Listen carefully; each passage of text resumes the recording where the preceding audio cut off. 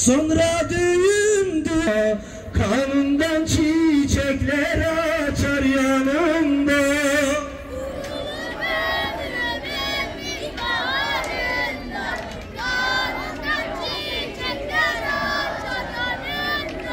Cümle şehitlerin omuzlarında,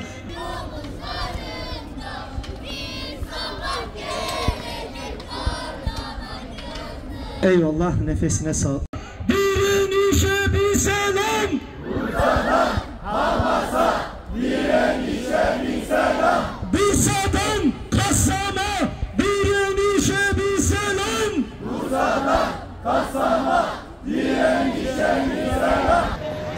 ولما رأى المؤمنون الأحزاب قالوا هذا ما وعدنا الله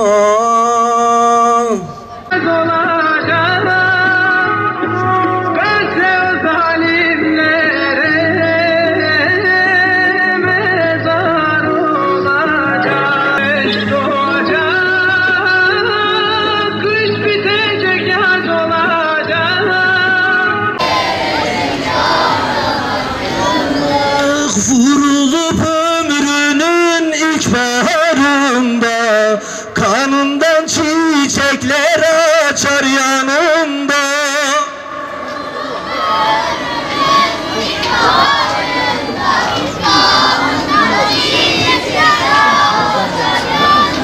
Cümle dünyanın en zalim gücü, şeytanı, büyük şeytanı ABD, Amerika adeta tasmalı köpeğini Müslümanların üzerine salmış ve bütün dünya bunu seyrediyor.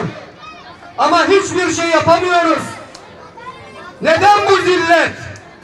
Kardeşlerimiz paramparça ediliyor. Her gün izliyoruz. Yürek dayanmıyor. Ne oluyor dünyaya? Lanet olsun bu dünya düzenine. Eskiden Moğollar vardı. Bütün İslam coğrafyasını, her yeri ezip geçiyorlardı. Ama kimsenin kimseden haberi yoktu. Sadece ezdikleri yerlerdeki insanlar bunu görebiliyorlardı. Bugün bütün dünyanın gözleri önünde, bütün ülkelerin gözleri önünde bir halk yok ediliyor. Bebeler paramparça ediliyor. Ama hiçbir şey yapamıyoruz. Bu nasıl bir zillet? Nasıl bu hale geldik? Osmanlı zamanında Hazreti Peygamber Aleyhisselatü Vesselam'a sadece ona eleştiren bir tiyatro yapılacak. Ne medya var, hiçbir şey yok. Ama Osmanlı İmparatoru ta kilometrelerce öteden bunu iptal ettiriyor. Nerede bizim gücümüz? Ne oldu bize? Niye bu hale geldik? Allah Resulü diyor ya Aleyhisselatü Vesselam, siz çok olacaksınız. Sayınız çok olacak. Ama kafirlerin, zalimlerin kalbinde hiçbir korkunuz olmayacak.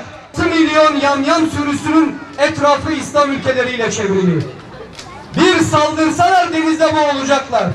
Ama biz hiçbir şey yapamıyoruz. Etrafındaki İslam ülkeleri, İslam liderleri hiçbir şey yapmıyorlar. Neden? Çünkü dünya sevgisi kalplerine girmiş. Tek dertleri dünya olmuş. Allah'a nasıl hesap vereceğiz? Gökler dayanmıyor bu zulme. Ama yeryüzü maalesef gücü elinde bulunduranlar, silahı elinde bulunduranlar hiçbir şey yapmıyor veya yapamıyorlar. Yazıklar olsun gücü yetip de yapmayanlara. Allah Azze ve Celle İslam ümmetine birlik, beraberlik, güç, kuvvet, izzet nasip etsin. Biz sivil insanlarız. Elimizden başka bir şey gelmiyor. Meydanlara çıkmamız gerekiyorsa çıkıyoruz. Slogan atmamız gerekiyorsa atıyoruz. Bizden daha yürekli olanlar, daha cesur olanlar ölümü göze alıp şu an Sumut filosunda İsrail'in kıyılarına, Gazze'ye dayanmışlar. Onlar da elinden geleni yapıyor. Maddi olarak gücü olanlar gönderenler gönderiyor. Biz sivil insanlarız. Gücü yetip de yapmayanlar emin olun Allah'a hesap veremezler. Allah'a hesap veremezler. Bakın Avrupa'da, dünyanın farklı bölgelerinde iman ehli olmadığı halde vicdan ehli olduğu için ta Sumu'da, o gemilere binip kardeşlerimiz için oralara ölümü göze alıp gidenler var. Her şeyden önce Bursalı hemşerilerimi sevgiyle, muhabbetle selamlıyorum. Evet, bu Filistin davasına, Gazze davasına, Kudüs davasına sahip çıkmak Allah herkese nasip etmez. Ancak şerefli olan, onurlu olan, izzetli olan ve özgür ruhlular bu davaya sahip çıkar. Bundan dolayı bu meydanda olan her bir kardeşime ayrı ayrı teşekkür ediyorum ve muhabbetle selamlıyorum. Uğradılar ve bu kardeşler şu an gözaltından rehin alındılar. Bunlara yönelik acil bir şekilde bir yaptırımın yapılması lazım bu çocuklara yönelik. Yani bugün bu rehin alınan aktivistler sadece kendi şahsını temsil etmiyorlar. Tüm vicdan ehlini, tüm 26 farklı ülkeden 100'e yakın aktivist bulunuyor. Farklı dillerden, farklı ülkelerden, farklı ırklardan hep birlikte Gazze için inşallah burada yolumuza devam ediyoruz. Yaşlar zalimin zulmüne eğildi başlar, insanlık ağlıyor şu Filistin'de. Feryat ediyorlar kardeş bacılar, ne zaman bitecek orada acılar?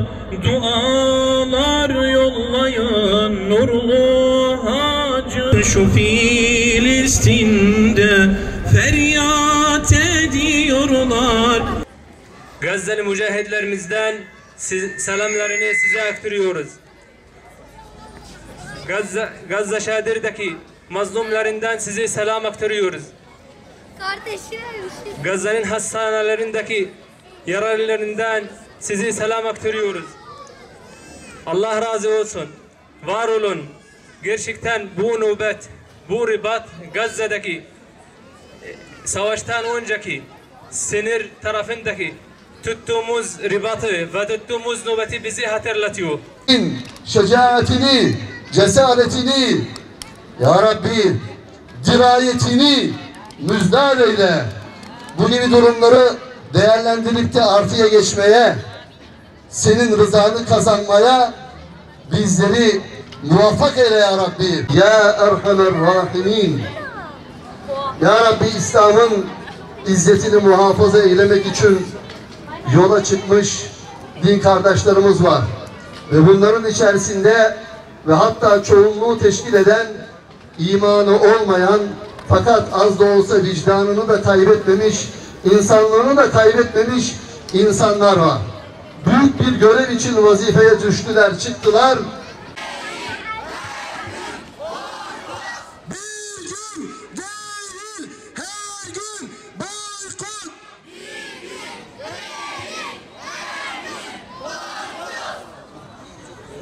Evet.